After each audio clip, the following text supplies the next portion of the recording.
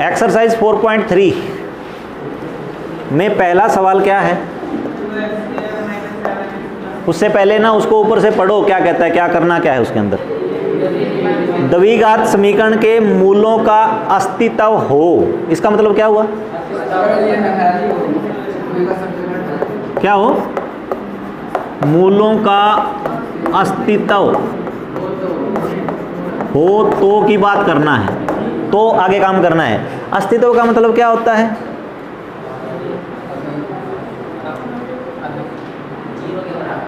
नहीं, अस्तित्व का मतलब है कि अगर मूल आते हैं तो हम सोल्व करेंगे। मूल कब नहीं आते?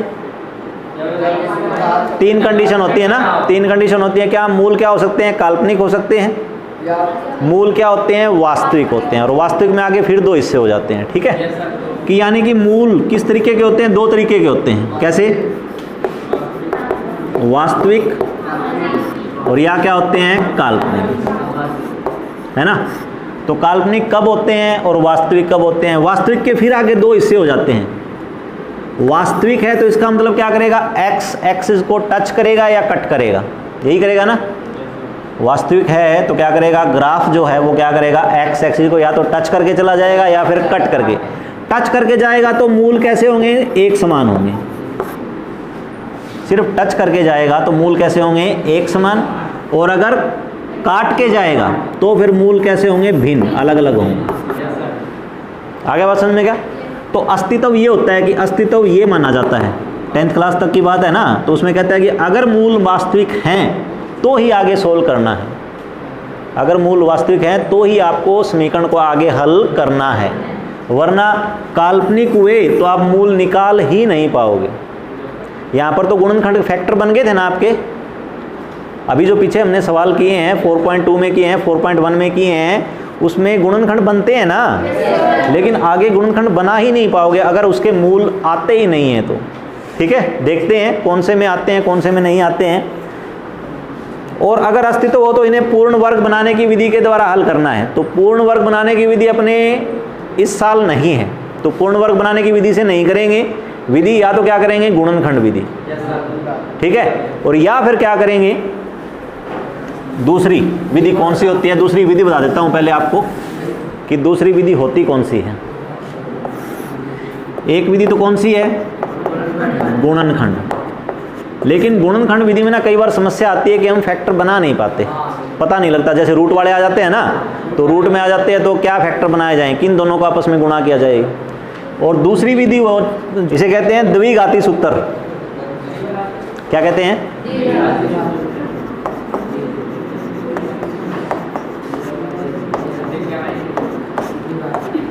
ठीक है, पहली विधि क्या है? गुणनखंड विधि है जो हमने सोल्व कर रखी है। दूसरी क्या है? द्विघाती सूत्र है।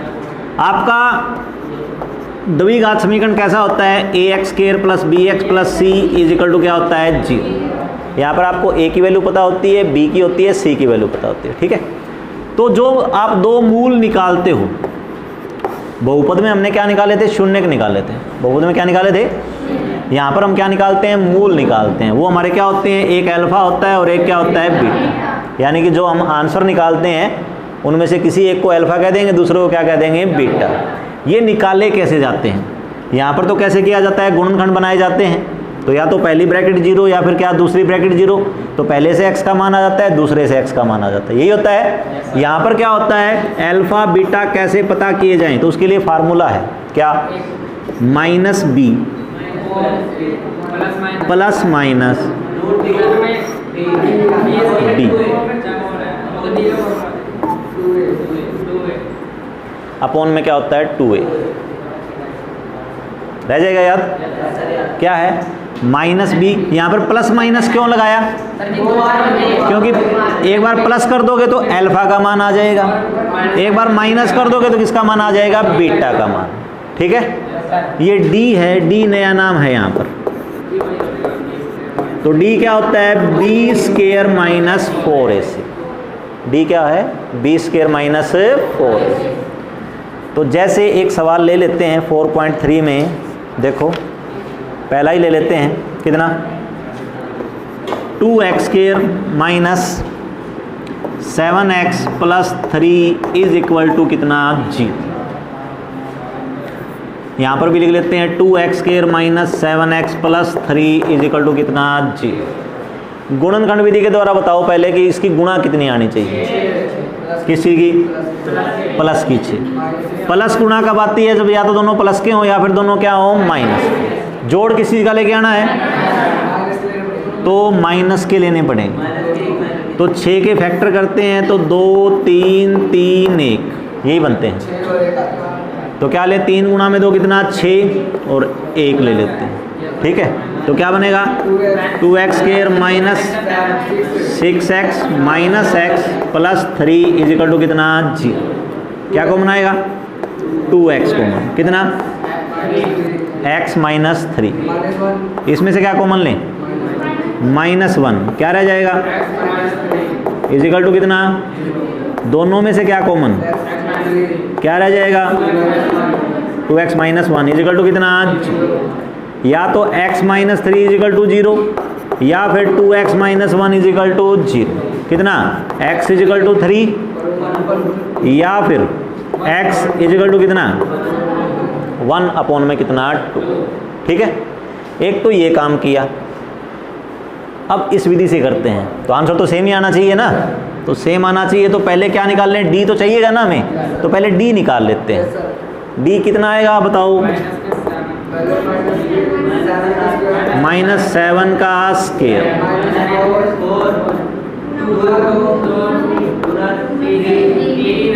यही रहेगा। माइनस का स्क्वायर क्या होता है प्लस, 7 का स्क्वायर कितना 49, 4 दूना 8, 8 3 24। डी का वैल्यू कितना आया 25। सिर्फ फार्मूले के अंदर पुट करना है, आंसर आ जाएगा। ठीक है, तो अल्फा बीटा निकालते हैं। अल्फा बीटा के लिए क्या बोला उसने माइनस, बी का वैल्यू पुट करना है -7। फिर क्या करना है, एक बार प्लस करना है, एक बार क्या करना है माइनस, किसको रूट किसका 25 अपॉन में कितना 2। ठीक है, माइनस गुणा में माइनस प्लस का 7, एक बार प्लस करना है, एक बार क्या करना है माइनस। 25 का रूट 5 बटे में 2 गुणा में 2 कितना 4। आ गया समझ।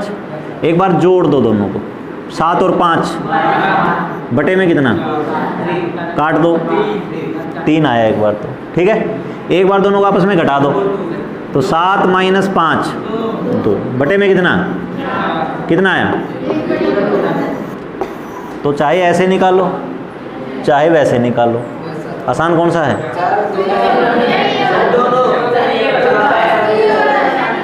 इसमें काफ़ी सारी चीज़ें हैं, गुणा कितनी आनी चाहिए, गुणा प्लस की आनी चाहिए या माइनस की आनी चाहिए, कितने फैक्टर बनेंगे, है ना, फैक्टर कौन कौन से बनेंगे, उसका जोड़ क्या आना चाहिए, जोड़ आना चाहिए या अंतर आना चाहिए। ठीक है, तो ये काफ़ी सारा पजल कर देता है। अब बार बार प्रैक्टिस करके फिर तो दिक्कत नहीं आती, लेकिन ये सिर्फ फार्मूला है, वैल्यू पुट करनी है, आंसर आ जाएगा। आगे समझ में क्या। तो ये दोनों जो वैल्यू आई है ये दोनों अलग अलग आई हैं, अलग अलग आई हैं। तो मूल कैसे आए हैं, भिन्न आए हैं। मूल कैसे आए हैं, तो वो इस सारे को सोल्व करने की आवश्यकता नहीं है। कोई आपसे सिर्फ इतना ही पूछे कि इस द्विघात समीकरण के मूल बता दो कैसे आएंगे, काल्पनिक आएंगे या वास्तविक आएंगे, समान आएंगे या भिन्न आएंगे, तो ये सारा सोल्व करना नहीं है, मूल आपको निकालने नहीं है। सिर्फ आपको क्या चेक करना है, डी चेक करना है। क्या चेक करना है, तो डी इसका कितना आया था, डी इसका कितना आया था 25 आया था। डी कितना आया था 25। डी किस चीज़ का था, प्लस का था या माइनस का था, प्लस का था। डी किस चीज़ का था, अगर डी 0 आया होता, देख लेते हैं, डी क्या आया होता 0, तो कहाँ पुट करते, यहीं पुट करते। तो यहाँ पर इसकी जगह पे क्या पुट कर देते, 0 पुट कर, क्या पुट करते, 0 का रूट क्या होता है 0, क्योंकि 0 गुणा में 0 क्या होता है 0, तो 0 का रूट कितना होता 0 ही होता है ना। तो -b में 0 जोड़ते तो भी -b ही रहता, माइनस बी में से 0 घटाते तो भी माइनस बी ही रहता। तो अल्फा भी क्या आता, माइनस बी अपॉन में 2a, और बीटा भी क्या आता, माइनस बी अपॉन में 2a। आंसर सेम आए ना? सेम आए तो मूल कैसे होंगे, समान होंगे। मूल कैसे होंगे? तो d अगर प्लस का आ रहा है तो मूल कैसे आएंगे, भिन्न। मूल कैसे आएंगे? d अगर 0 के बराबर आ रहा है तो मूल कैसे आएंगे, समान। लेकिन अगर d क्या आ जाए, माइनस का आ जाए, कैसे आ जाए, ले लेते हैं। मान लो d की वैल्यू कितनी आ गई, -1 आ गई। d की वैल्यू कितनी आ गई, या फिर -4 ले लो, ठीक है, जिसका आपको रूट पता है वो ले लेते हैं। तो -4 ले लिया तो रूट के अंदर -4, इसको सोल्व करो कितना आएगा, माइनस का। वर्गमूल का नियम क्या है, संख्या को संख्या से ही गुणा करनी होती है, यही नियम है ना। तो -2 को किससे गुणा करवाओगे, -2 से। -2 को -2 से गुणा करवाएंगे, क्या -4 आ जाएगा, माइनस माइनस, लेकिन मुझे तो -4 चाहिए, मुझे तो क्या चाहिए, माइनस का 4 चाहिए। अब बताओ ना, 4 का रूट तो 2 होता है, 4 का रूट करते हैं तो उसका आंसर तो क्या आता है, +-2 आ जाता है कि 2 को 2 से गुणा करवाओगे तब भी 4 आएगा, -2 को -2 से 4 गुणा करवाएंगे तो भी 4 आएगा। हाँ बोलो क्या, रूट में -1 रह जाएगा जब हम 2 का वो निकालेंगे ना, ठीक है। अंदर गुणा कर, ये कहता है कि इसको अलग अलग कर दो, है ना। तो 4 का रूट तो ये निकाल देगा कितना, +-2, कोई बात नहीं, ठीक है। इसका और बता दे, इसने कहा कि 4 -4 था ना, -4 को क्या लिख दो, -4 गुणा में -1, 4 गुणा में -1। रूट दोनों के ऊपर था तो 4 के ऊपर भी रूट आएगा, -1 के ऊपर भी रूट आएगा। 4 का रूट तो पता है क्या होता है, +-2, अकेला 2 नहीं होता, क्या होता है, +-2 होता है। क्यों, 2 को 2 से गुणा करवाएंगे तब भी 4 आएगा, और -2 को -2 से गुणा करवाएंगे तो भी कितना आएगा, 4। -1 का रूट कितना आएगा, 1 का रूट कितना होता है, 1 का रूट क्या होता है, +-1 होता है। रूट क्या ना, हमेशा ही वैसे तो लगता है +- हमेशा ही लगता है क्या, कि 1 को 1 से गुणा करवाओगे तब भी 1 आएगा, और -1 को -1 से मल्टीप्लाई कराओगे तो भी क्या आएगा, प्लस का 1 ही आएगा। तो इसका रूट क्या होता है, +-1 होता है। माइनस कब आएगा, गुणा, 2 रकम की गुणा माइनस कब आती है, जब 1 प्लस की और 1, और ये वर्गमूल का नियम नहीं है, क्योंकि वर्गमूल ने तो पहले ही कंडीशन दे रखी है कि संख्या को संख्या से ही गुणा करवानी है। +1 में और -1 में तो फर्क है ना। +1 तो क्या हुआ, 1 रुपया किसी से लेना हो, -1 का मतलब क्या हुआ, 1 रुपया किसी को देना हो, तो वो तो दोनों चीज़ें क्या हैं, अलग अलग हैं। तो इसको कभी भी सोल्व नहीं किया जाता, ये सोल्व नहीं होता। वर्गमूल के अंदर अगर माइनस का निशान आ गया तो उसका आंसर नहीं आएगा, उसकी सिर्फ कल्पना की जा सकती है। क्या की जा सकती है, तो इन्होंने कहा कि ये ना इतना बार बार बड़ा बड़ा मुझसे हर बार लिखा नहीं जाएगा, तो इसको नाम दे दिया आयटा, आई लिखते हैं इसको, क्या लिखते हैं, और बोला क्या जाता है, आयोटा। ये +1 क्लास में आएगा आपका। 10वीं क्लास तक सिर्फ और सिर्फ वास्तविक संख्याएं हैं, कल्पना आपसे नहीं करवाई जाती। आगे समझ में क्या, तो इसलिए आपको सिर्फ इतना ही ध्यान देना है कि d की वैल्यू आपके क्लास के लिए क्या है, कि d की वैल्यू अगर माइनस की आ जाती है तो आप उसका रूट नहीं निकाल पाओगे। रूट अगर नहीं निकाल पाओगे तो आप सिर्फ क्या कर सकते हो, कल्पना कर सकते हो। तो आपके जो मूल आएंगे वो कैसे आएंगे, काल्पनिक आएंगे। कैसे आएंगे, लेकिन यहाँ पर तो आंसर आए थे ना, यहाँ पर तो आंसर आए थे ना, यहाँ पर भी आंसर आया था। तो ये दोनों क्या होते हैं, वास्तविक होते हैं। कैसे होते हैं, तो कोई आपसे पूछे कि दिए गए द्विघात समीकरण के मूल पता लगाइए वास्तविक हैं या काल्पनिक हैं, तो क्या चेक करोगे आप, डी निकालोगे। डी अगर आपका 0 आ गया तो मूल वास्तविक है या काल्पनिक है। अगर डी आपका प्लस का आ गया वास्तविक, डी अगर माइनस का आ गया। कोई आपसे पूछे कि मूल भिन्न है या समान है, क्या वो पता है मुझे, भिन्न क्या मतलब, भिन्न का मतलब क्या होता है, अलग अलग ही होता है। मैं आपसे पूछ रहा हूँ कि मूल समान होंगे या भिन्न होंगे, कब पता लगेगा? डी पॉजिटिव आया तो क्या है, भिन्न है, और होता। मैं कंडीशन समान और भिन्न की पूछ रहा हूँ, वो उसको काल्पनिक को बीच में लेके आ रहा है। डी अगर 0 आएगा, डी अगर क्या आएगा, 0 आएगा तो मूल कैसे हैं, समान है, और डी अगर क्या आएगा, वो प्लस का आएगा तो मूल कैसे हैं, भिन्न। तो ये दोनों चीज़ें ही आपसे पूछी जा सकती हैं, ठीक है। एक एग्जांपल लेके बताता हूँ आपको, उसमें डी चेक करना, बिल्कुल ही सिंपल सा है।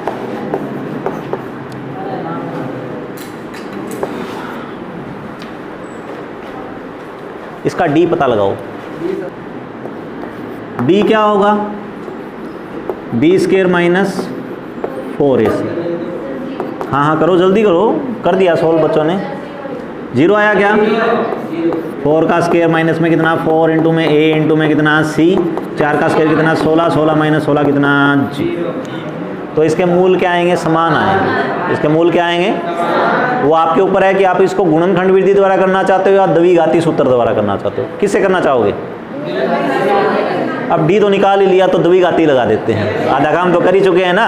तो क्या कर देते हैं, अल्फा बीटा निकालते हैं, कितना, माइनस बी कितना 4 प्लस माइनस रूट डी कितना, अपॉन में कितना 2a। ये तो 0 है तो जुड़ेगा तो भी 0 ही, घटेगा तो भी, तो क्या बचेगा, सिर्फ -4 अपॉन में कितना, तो अल्फा भी क्या आया -2, बीटा भी क्या आया -2। आगे समझ में क्या? अगर इसको गुणनखंड किया होता तो गुणा कितनी आनी चाहिए, 4, जोड़ कितना आना चाहिए, 4। क्या फैक्टर बनेंगे, 2x और 2x, 2x और 2x, दोनों में से क्या कॉमन आएगा, क्या रह गया, दूसरे में से क्या कॉमन आएगा, क्या रह जाएगा, कितना बना, दोनों में से ब्रैकेट, दूसरी ब्रैकेट भी। ये बहुपद है या समीकरण है, कहाँ समीकरण,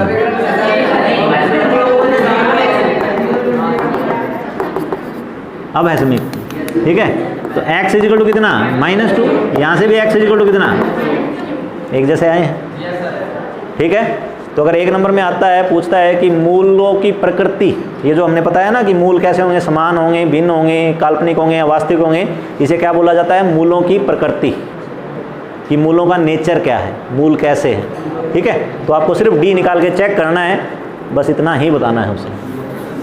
सेकंड पार्ट देखो 4.3 में फर्स्ट का,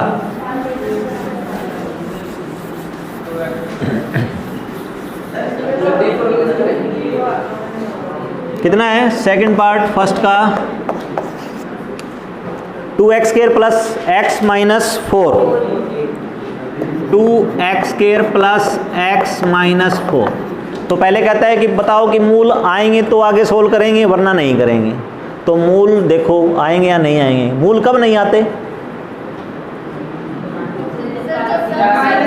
जब d की वैल्यू क्या हो, -2। तो d ही चेक कर लेते हैं, कितना,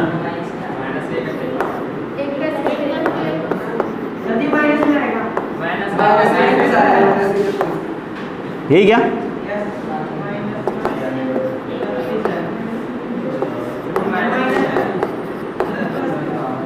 कहाँ है माइनस,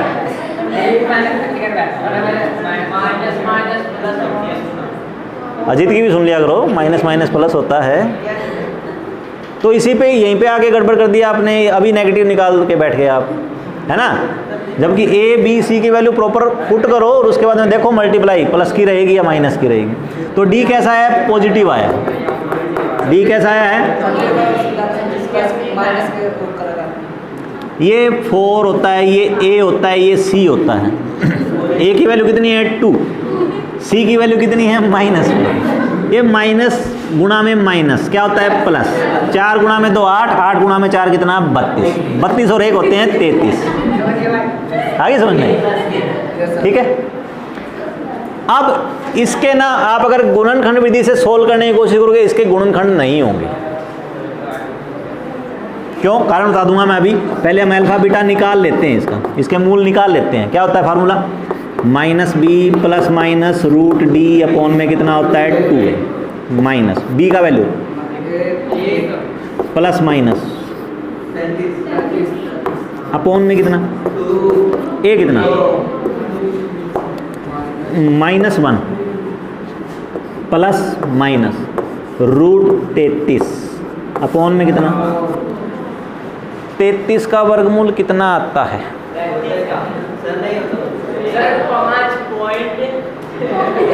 अब पॉइंट्स आगे पता नहीं है हमें, क्योंकि हमें पता है सिर्फ 25 का पता है, 25 का 5 आता है और फिर 36 का कितना आता है 6 आता है। तो इनके बीच में अगर कोई आ रही है ना तो इसका वर्गमूल हम निकाल नहीं पाएंगे, कह देंगे हमारे पास इतना टाइम है नहीं। ठीक है, तो इसके मूल सिर्फ यही हो गए बस। क्या हुआ, एक तो हुआ -1 प्लस का रूट 33 अपॉन में कितना 4 और दूसरा मूल क्या हुआ -1 माइनस का रूट 33 अपॉन में कितना 4। ठीक है, इसके आगे लिख देना एग्जामिनर को कि कुछ हमने किया कुछ आप करो। ठीक है, तो ये गुणनखंड विधि से हल नहीं होगा। अब देख लो इसकी, चेक कर लो गुणा कितनी आनी चाहिए, गुणा आनी चाहिए माइनस के 8। ठीक है, 8 के फैक्टर करोगे क्या होता है 2 2 2 और 1, यही होते हैं, यही होंगे ना। इनको कैसे भी इकट्ठे कर कोशिश कर लेना, प्लस का 1 नहीं बचेगा आपका, बनेंगे ही नहीं, इसके फैक्टर ही नहीं बनेंगे।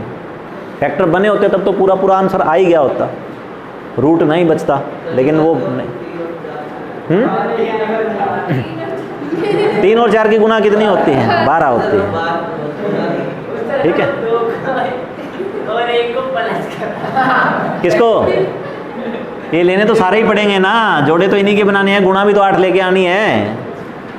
आ गया समझ में क्या ये? तो अगर सीधा द्विघात समीकरण दे रखा है तो गुणनखंड विधि से करने की बजाय कौन सी विधि से करेंगे, द्विघाती सूत्र से। कौन से सूत्र से, द्विघाती। थर्ड पार्ट देखो इसका, हाँ करो करो। Third part 4x² plus 4 root 3x plus कितना है 3 इज इक्वल टू 0। डी निकाल लेता हूं मैं, कितना, हाँ कर लो, मेरे से पहले कर दिया करो आप। b² minus 4ac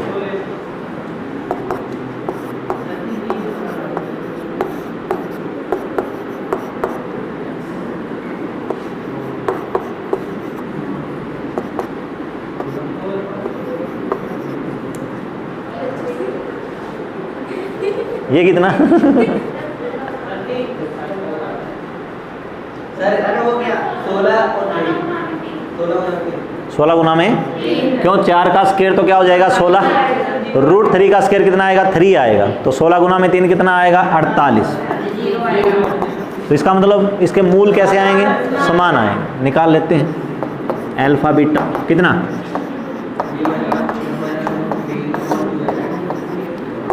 minus B का वैल्यू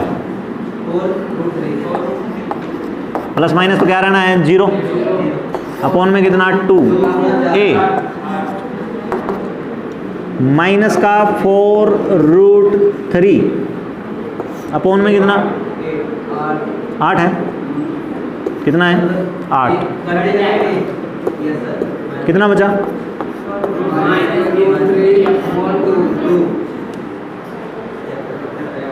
आगे समझ में क्या आया, समझ में क्या, नींद में बैठे हो, सर ये दोनों समान है। हाँ वो तो यहीं से पता लग गया, डी की वैल्यू 0 आई है तो दोनों क्या आएंगे समान ही आएंगे। तो एक माइनस का रूट 3/2 है, कोमा लगा के दूसरा भी कितना है माइनस का रूट 3/2। हाँ अल्फा बीटा 2 है ना, द्विघात समीकरण में मूल कितने होते हैं 2 होते हैं, वो 2 काल्पनिक हो सकते हैं, दोनों समान हो सकते हैं और दोनों भिन्न हो सकते हैं। ठीक है, अगला पार्ट देखो इसका फोर्थ,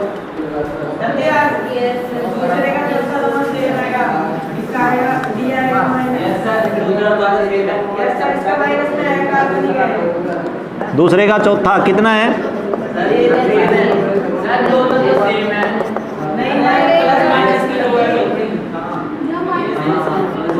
डी चेक कर लेते हैं,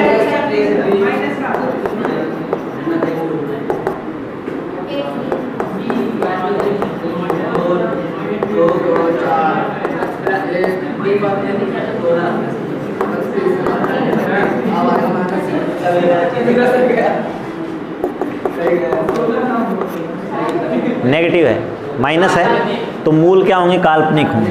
मूल क्या होंगे? काल्पनिक। और काल्पनिक हमें सर ने पढ़ाया नहीं, तो इसलिए हम निकालेंगे नहीं। ठीक है, तो यहीं तक रख देंगे, इसके मूल काल्पनिक हैं, इसलिए आगे नहीं सोल्व किया जाए। आगे निकाल के बताया तो था, फार्मूला वही है।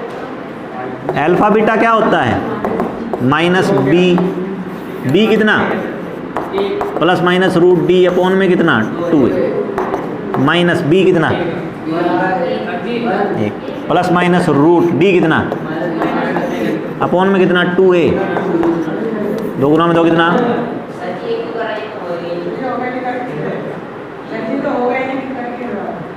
नहीं, वो अजीत पूछ रहा था +1 क्लास के लिए। हाँ, इसमें क्या माइनस 31 हो, क्या लिखेंगे? 31 गुना में रूट -1, यही लिखेंगे। इसका नाम मैंने दिया था क्या? आयटा। क्या नाम दिया था? तो इसका आंसर ये है। ये इसके 2 रूट हैं। कौन से? माइनस का 1 प्लस का रूट 31 आयटा अपॉन 4, और दूसरा रूट क्या है? माइनस का 1 माइनस का रूट 31 आयटा अपॉन में कितना? 4। ये आपके +1 के अकॉर्डिंग है। आते ऐसे ही हैं, करना भी ऐसे ही होता है, सिर्फ रूट के अंदर माइनस आ जाए तो ये क्या होते हैं? काल्पनिक मूल होते हैं। ठीक है, इंग्लिश में क्या कहेंगे? इमेजिनरी रूट्स कहेंगे। आपको कुछ नहीं लिखना, आपको यहीं पे लिखना है बस काल्पनिक है। तो हमें 10वीं क्लास में नहीं सिखाया गया काल्पनिक क्या होता है।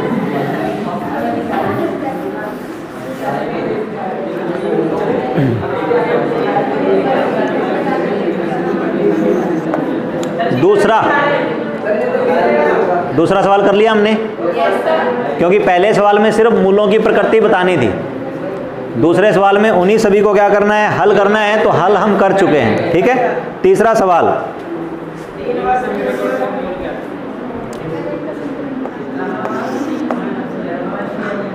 फर्स्ट पार्ट क्या है? तो पहले इसको हल करना है। हल करने का मतलब बटेवाड़ा x नहीं चलेगा, काम नहीं आएगा, तो लघुत्तम लेना पड़ेगा। x गुना में x आर पार गुणा करने पर इधर ले आओ।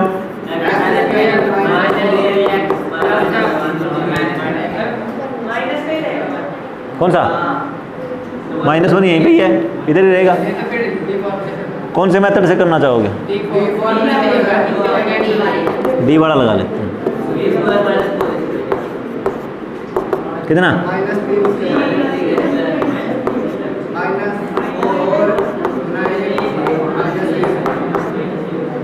कितना?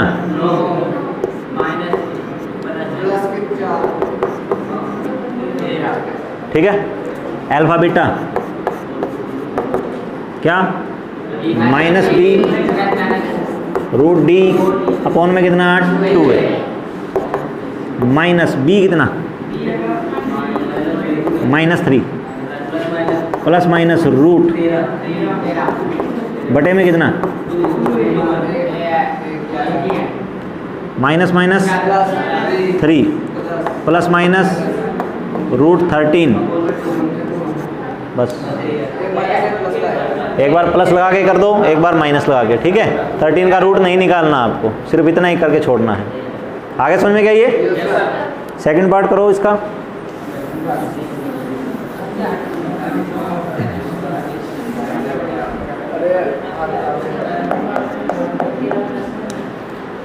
कितना है? 1 अपॉन में और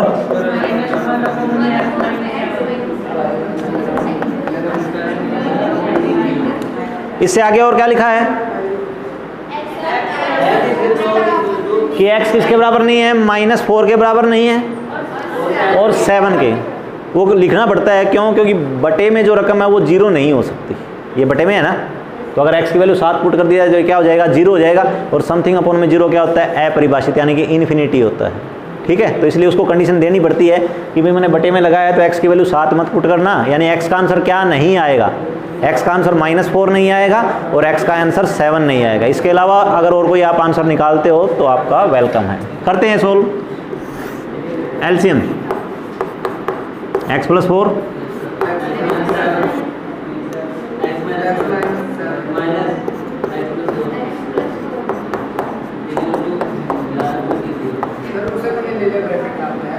किसे राजी, इसके आगे कोई निशान नहीं था इसलिए नहीं लिया, इसके आगे निशान था माइनस का, ये निशान बदलेंगे इसके, इसलिए लिया ब्रैकेट। ठीक है, कितना x - 7 ब्रैकेट खोलो,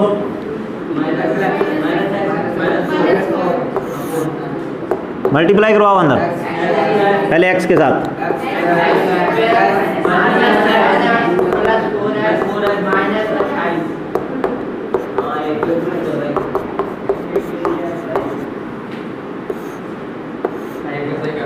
प्लस का x है और माइनस का x है, कैंसिल हो जाएगा। माइनस के बटे में कितना है,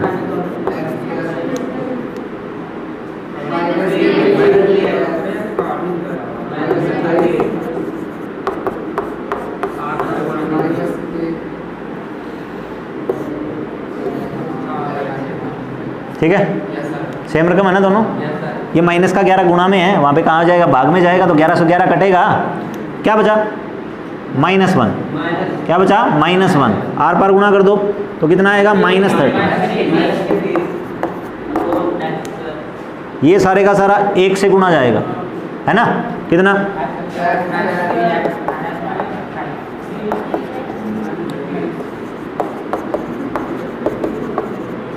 इधर ले, कितना निकालो, रूट निकालो इसके, d निकालो पहले, d कहता है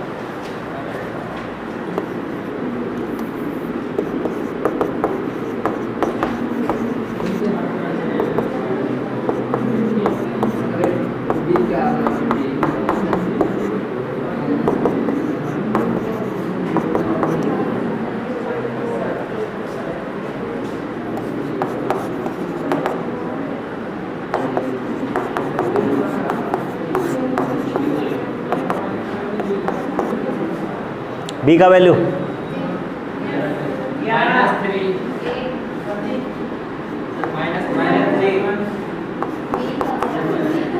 b की वैल्यू 1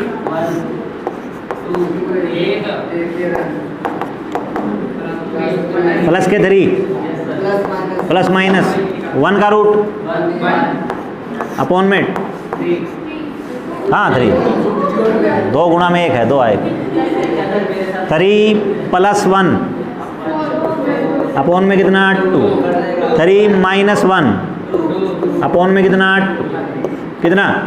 2, कितना, तो अल्फा और बीटा क्या आ जाएंगे, 2 आ जाएगा और 1 आ जाएगा। आगे समझ में क्या ये, चलो इससे आगे बढ़े, समीकरण खुद बनाओ, पहले समीकरण बना के दिखाओ मुझे।